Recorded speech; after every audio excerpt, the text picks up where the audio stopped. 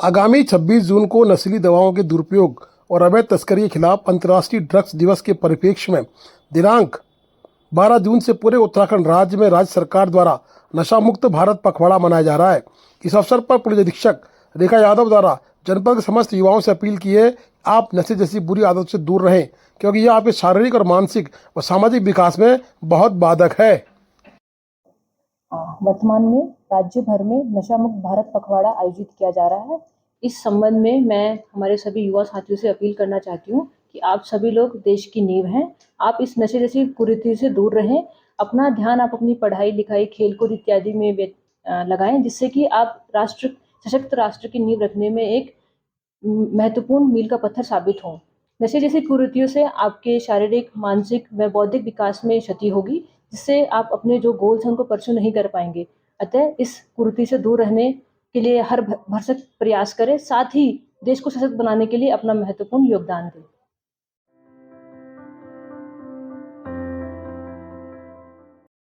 मतकोट से जौलढुंगा गौरीपार क्षेत्र को जोड़ने वाली लोक निर्माण विभाग पीडब्ल्यूडी की इस मुख्य मोटर मार्ग पर मुख्य छीजाके इत्यादि पर सड़क पर पेड़ गिरने से वाहन व स्थानीय लोगों की आवाजाही बंद हो गई है।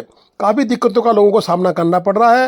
लोक निर्माण विभाग को विक्रम दानू के द्वारा तुरंत संज्ञान लेने के लिए दूरभाष में बात की। उसके उपरांत लोक निर्माण विभाग के द्वारा एक मशीन का इंतजाम किया गया है, परंतु अभी सड़क बंद है और मशीन खोलने का प्रयास कर रही है।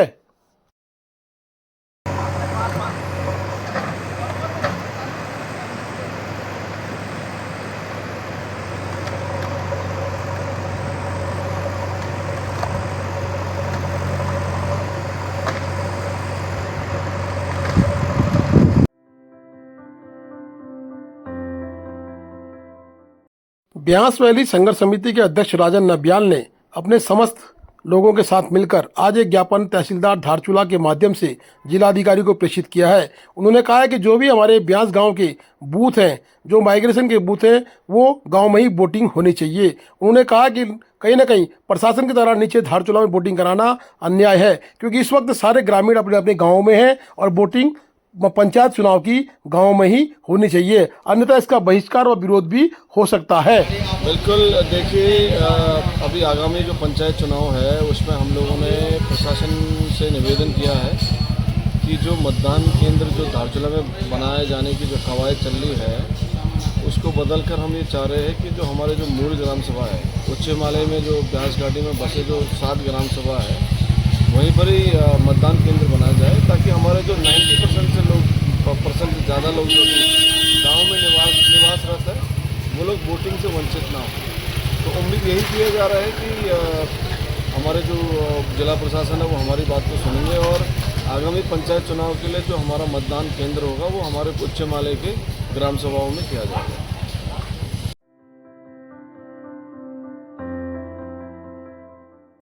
कमलेश दानू हत्याकांड में आज कांग्रेस भी सड़कों पर आ गई है।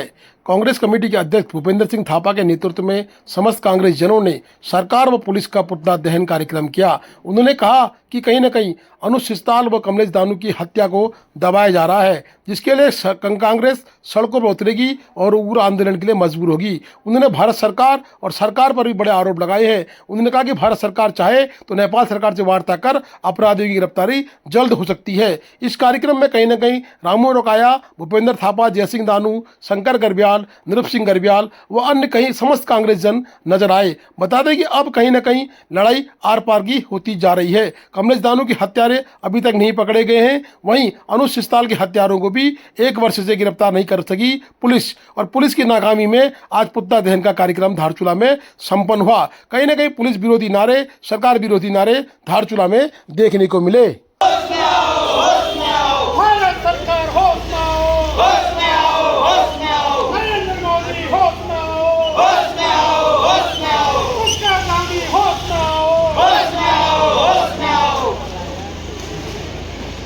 खुलासा करो, अमीर करो, हमने हत्यारों का खुलासा करो, आज करो, अमीर करो, अनुज सिस्ताल के हत्यारों का खुलासा करो, आज करो, अमीर करो, अनुज सिस्ताल के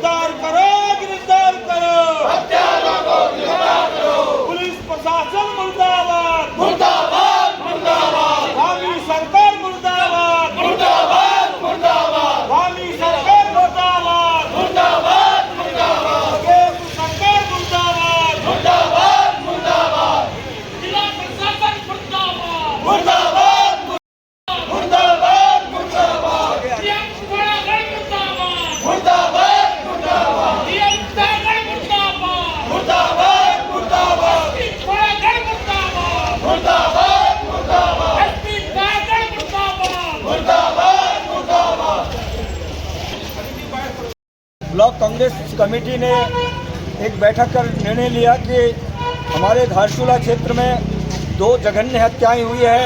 एक कमलेश दानव की हत्या हुई है, दूसरा अनुज सिस्ताल की हत्या हुई है।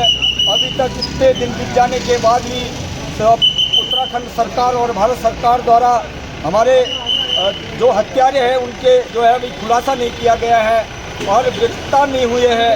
हम जो है भारत सरकार से और उत्तराखंड सरकार से कहना चाहते हैं कि हत्यारों की गिरफ्तारी के लिए नेपाल सरकार से इंटरपोल के माध्यम से नेपाल सरकार के गृह मंत्रालय से बात कर धारचूला में एक जघन्य अपराध, एक मासूम युवा को दर्दनाक तरीके से जो हत्या कर दी गई थी, पुलिस प्रशासन और उत्तराखंड सरकार के द्वारा एक निष्क्रियता दिखाना ये धारचूला क्षेत्र के लिए एक दुर्भाग्य है।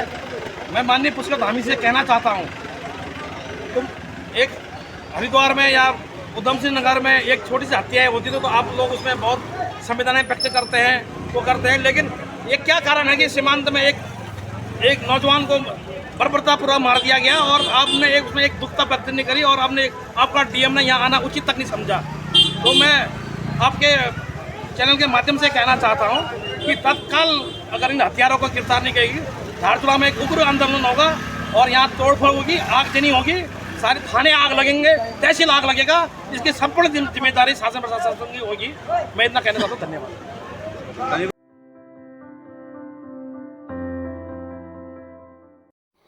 धारचूला में उप जिलाधिकारी जितेंद्र वर्मा ने आज से कार्यभार ग्रहण कर लिया है और रंग कल्याण संस्था का भी उन्होंने आज निरीक्षण किया। रंग कल्याण संस्था के म्यूजियम को उन्होंने आज जाकर देखा। रंग कल्याण संस्था के पदाधिकारियों ने उनका म्यूजियम में हार्दिक स्वागत अभिनंदन किया। बता दें कि आज रंग कल्याण संस्था के कृष्णा गर्ब्याल, दर्जा राज्य मंत्री अशोक सिंह नबियाल व महेंद्र सिंह हाकी की टीम के द्वारा उनका स्वागत अभिनंदन कार्यक्रम किया गया। उसके उपरांत रंग कल्याण संस्था के म्यूजियम को भी उन्होंने बारीकी से देखा, उस नक्शे को बड़ी बारीकी से समझा।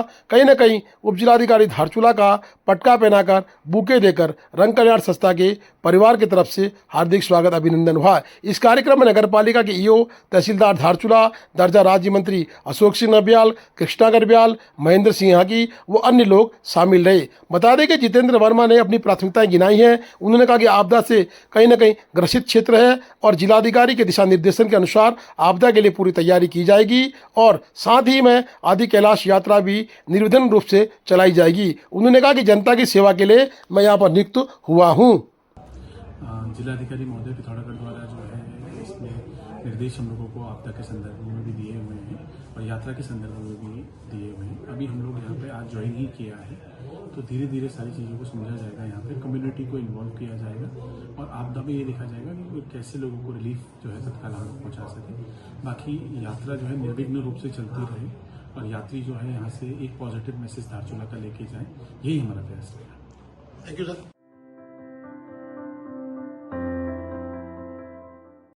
धारचूला में टैक्सी वाहनों के आड़े तिरछे लगने से कहीं न कहीं जाम की स्थिति देखने को मिल रही है। आज भी लगातार कम से कम 1 घंटे का जाम धारचूला अनवर चौराहे से लेकर मल्लिकार्जुन स्कूल तक दिखाई दिया। बता दें कि एक ट्रक के द्वारा अवैध रूप से सुबह के समय सामग्री उतारी जा रही थी, वहीं सिलेंडर की गाड़ी भी मनमानी रूप से दूसरी लाइन पे घुस गई थी। कहीं ना कहीं पुलिस का खौफ अब टैक्सी चालकों पर नजर नहीं आ रहा है। देखना होगा कि क्या पुलिस व प्रशासन उक्त कार्य को सही कर पाती है। लंबी लाइनें लगातार लग रही हैं और कई लोग जो कि अस्पताल जाना चाह रहे हैं या अन्य जगह जाना चाह रहे हैं, उनके लिए बड़ी परेशानी का सबब बन रहा है ये जाम।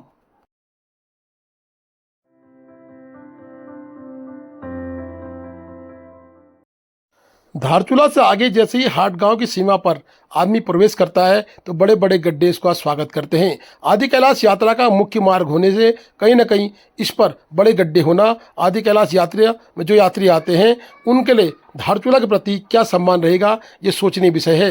हिलवेज कंपनी को बार बार निवेदन करने के बाद भी उन गड्ढों की तरफ हिलवेज कंपनी ध्यान नहीं देती है। केवल मिट्टी भरकर इतनी सी कर दी जाती है, जबकि वो पानी की निकासी और पानी के जो पाइप टूटे हैं उनका कोई भी निष्कर्ष नहीं निकाला जाता है कि आखिर इस तरह के गड्ढों से होने वाली दुर्घटनाओं से कैसे बचा जाए। देखिए किस तरह से लोगों की आवाजाही इस तरह रहती है और बड़ी मुश्किल से लोग पैदल चलने वालों के लिए ज़्यादा मुश्किलों का सामना ये गड्ढे बन रहे हैं। स्कूली बच्चे व अन्य लोग इस गड्ढों के आसपास से गुजरते हैं तो पूरी तरह से कीचड़ में सरोबार हो जाते हैं। Please do like, share and subscribe DCL News.